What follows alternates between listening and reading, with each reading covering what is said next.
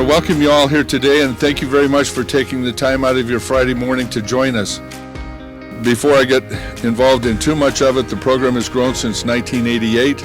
We have everything in place from a certificate program to a rapid 8-week training program to a 2-year degree, and we are now awarding bachelor's degrees. And we're one of only 15 community colleges in the state of California that can confer a bachelor's degree.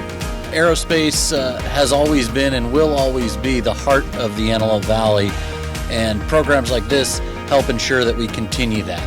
I would like to just say that this is not the end, right? This is just the beginning. This is one further step in the direction that we want to go. Here in the Antelope Valley, we are surrounded by all the aviation giants. And for the Antelope Valley College to offer a technical school that provides training that is applicable to the community is truly fantastic. From the County of Los Angeles, congratulations on your opening.